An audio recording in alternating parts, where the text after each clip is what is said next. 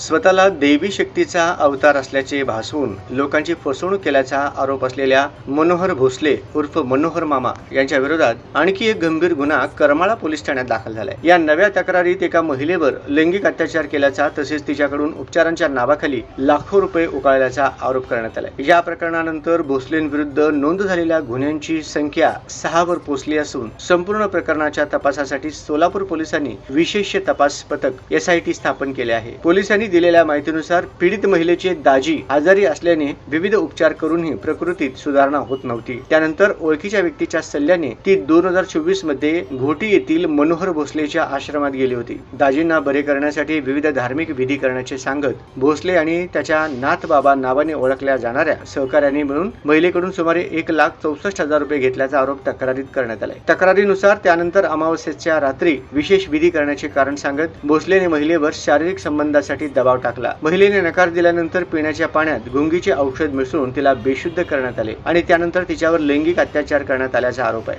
शुद्धीवर आल्यानंतर महिलेने करमाळा पोलीस ठाण्यात तक्रार दाखल केली। या तक्रारीच्या आधारे पोलिसांनी अत्याचार, फसवणूक आणि अन्य संबंधित कलमांन्वये गुन्हा नोंदवलाय। प्रकरणाचे गांभीर्य लक्षात घेऊन जिल्हा पोलीस अधीक्षक अतुल कुलकर्णी यांनी 5 वरिष्ठ अधिकाऱ्यांच्या विशेष तपास पथकाची स्थापना केली आहे। हे पथक भोसले विरुद्ध दाखल सर्व गुन्ह्यांचा एकत्रित आणि सखोल तपास करणार आहे। दरम्यान तपासादरम्यान मनोहर भोसलेने विविध आश्रमांच्या माध्यमातून मोठ्या प्रमाणावर संपत्ती उभी केल्याची माहिती समोर आली असून त्याच्या मालमत्तेची आणि आर्थिक व्यवहारांचीही चौकशी सुरू आहे। विविध ठिकाणच्या आश्रमांची झाडाझडती घेण्याचे काम सुरू असून अंधश्रद्धा निर्मूलन कायदा आणि भारतीय न्याय संहितेतील संबंधित कलमांन्वये तपास पुढे सुरू आहे। या प्रकरणात आणखी काही जणांची नावे समोर येण्याची शक्यता पोलिसांनी व्यक्त केली आहे। मागचे 5 गुन्हे दाखल झाला होता।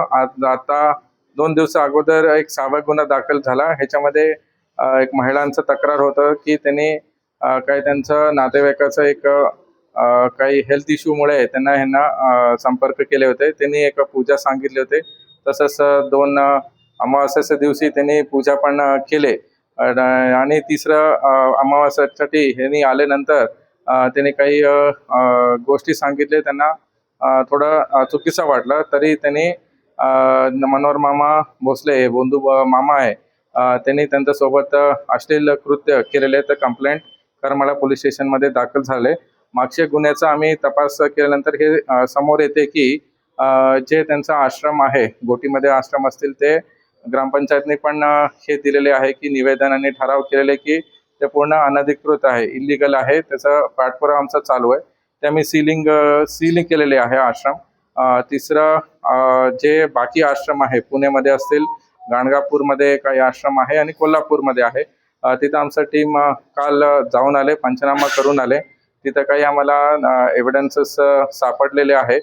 तसेच यांचा मोठा आर्थिक व्यवहार यांचा होते, जेणेकरून भाविकांना जे पर्ची काढायलाच 21,000 नाहीतर 52,000 असं ते 2 प्रकारचं पैसे लोकांकडून घेतात आणि काही अमावस्येमध्ये काही पूजा करण्यासाठी पण बरेचसे आर्थिक व्यवहार होतात, असं हे एकंदरीत समोर येते। आम्ही बाकी आर्थिक दृष्टिकोनातून आणि बाकी इतर जे तपास आहे ते SIT बनवून 5 अधिकारी हे SIT मध्ये काम करतायत। वेगवेगळ्या गुन्ह्यामध्ये वेगवेगळं तपास यंत्रणा काम करतायत आणि मी तुमच्या माध्यमातून सांगायचं की बरेचशा महिला अजूनही असतील ज्यांना कंप्लेंट करायचंय, तुम्ही समोर येऊन पोलीस स्टेशनला कंप्लेंट करावी। तुमचं नाव कुठेही येणार नाही, गोपनीयमध्ये असतील। धन्यवाद। आर्थिक तपास जे झालेले टोटल आता 6 गुन्हे दाखल झाले। आर्थिक जे तपास ट्रान्झॅक्शन सगळे तपासले गेलेले आर्थिक दृष्टी आता आम्हाला बरेचसे अकाउंट्स त्यांचं भेटलेले आहे। आम्हाला आतापर्यंत 20 अकाउंट्स आम्ही तपास चालू केलेले आहेत। त्यांचं जे 5 आरोपी आहे, नाथ भाभा असतील, नरेंद्र सांगळे असतील, असं सगळ्या आरोपीचं वेगवेगळं आम्ही अकाउंट्स काढून प्रत्येक बँकला आम्ही स्टेटमेंट्स घेतलेले। अंदाजे आता 2-3 करोडापर्यंत ह्यांचा व्यवहार झालेले आहे। बट त्यांनी अजूनही आश्रम्स घेतलेले, कोणाचं निधीमध्ये घेतले आणि काही कसा व्यवहार त्यांनी केलेले आहे, हे सगळं अजूनही तपास चालू आहे।